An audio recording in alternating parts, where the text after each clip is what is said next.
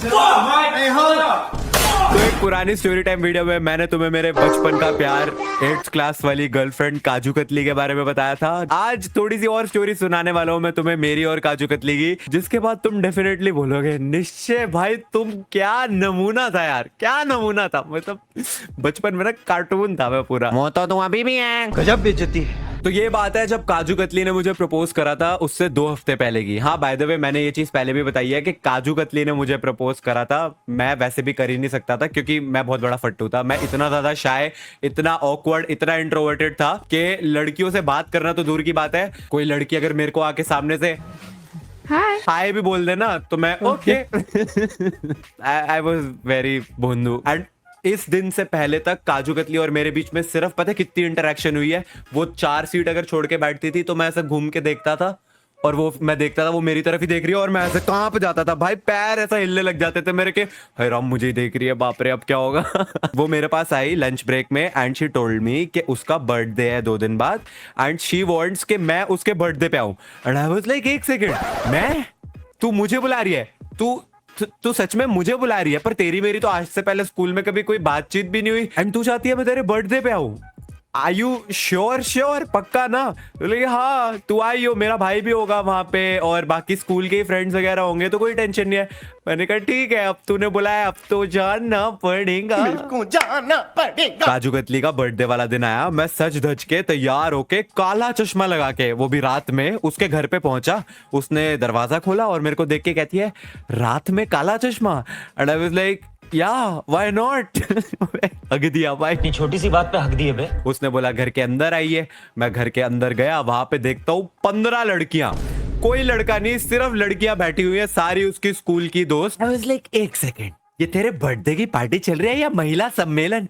अरे इतनी स्त्रियां क्यों इकट्ठी कर रखी है यार मेरे, और करनी थी तो मुझे क्यों बुलाया रे बावली, मैं क्या करूंगा यहाँ पे इन सब के बीच में। और वो सारी लड़कियां ऐसा झुंड बना के बैठी हुई है और मुझे घूर रही है। और मैं चश्मा लगा के, भाई घर के अंदर चश्मा लगा के बैठा हूँ। पहले तो सिर्फ यही सोच के आया था कि चश्मा वहां जाके उतार दूंगा, अभी भाई चश्मा हो गया इज्जत की बात। चश्मा पहना हुआ है मैंने और नीचे देख रहा हूँ और सारी लड़कियां एक एक करके हर एक टॉन्ट मार रही है। घर के अंदर क्या बहुत ज्यादा धूप पड़ रही है, घर के अंदर क्या बहुत ज्यादा धूप पड़ रही है। मैंने कहा अरे धूप नहीं पड़ रही है, मुझे फ्लू हो गया है आंख में, मैं ना अब उतार ही नहीं सकता चश्मा। मैं चश्मा उतारूंगा तो तुम सबको फ्लू ना हो जाए, तुम सबकी सेफ्टी के लिए चश्मा पहन के बैठा हुआ हूं मैं।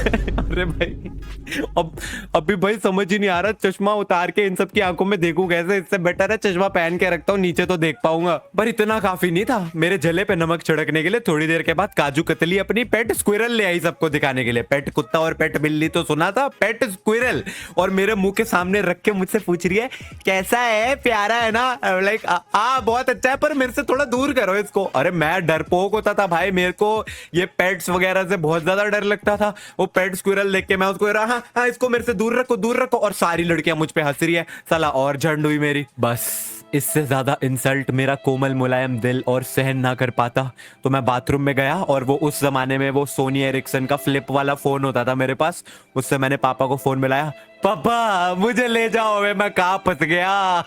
और बाहर जाके मैं काजू कतली को कहता हूँ आई am sorry kaju katli, I have got to finish some important work, I will see you tomorrow in school, bye, I got to go. और मैं भाग गया, मैं लिटरली उसके घर से भाग गया। भागते भागते भी मैंने चश्मा नहीं उतारा बाय द वे। भाई कतई नमूना था मैं।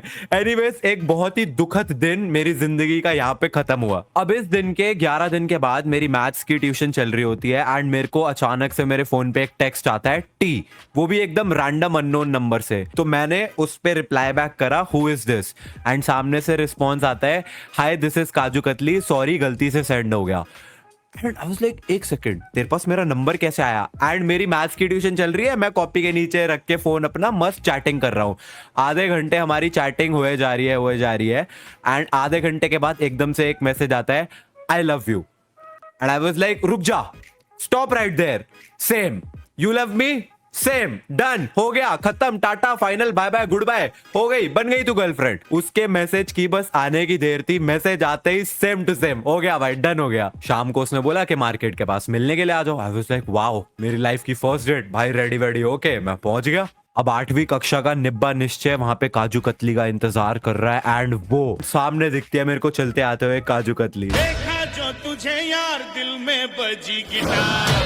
वो जो दिल में टनन टनन गिटार बज रहा था ना, एकदम से वो भौ भौ बजने लग गया क्योंकि काजू कतली अपने साथ लेके आ रही थी अपना पेट डॉग। अबे तेरे पास तो पेट स्क्विरल होती थी, पेट डॉग भी है? कह रही है हाँ मेरे पास तो दोनों है।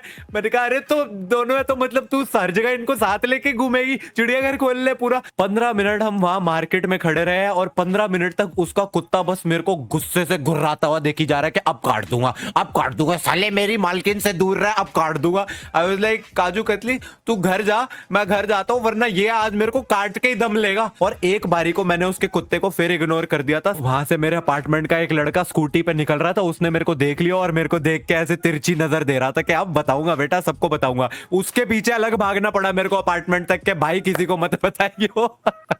भाई बड़ी खराब, इतनी बुरी so called first date. Anyways इसके बाद 5 महीने तक तो सब कुछ नॉर्मल था। 5 महीने के बाद हमारी मैथ्स टीचर को मेरे और काजू कतली के बारे में पता चल गया और उन्होंने घर पे सारी पोल खोल दी। और फिर उसके बाद मम्मी ने काफी धुनाई करी मेरी। मेरे को बहुत पिटाई पड़ी, लेकिन फिर भी चोरी छुपके चीजें चलती रही।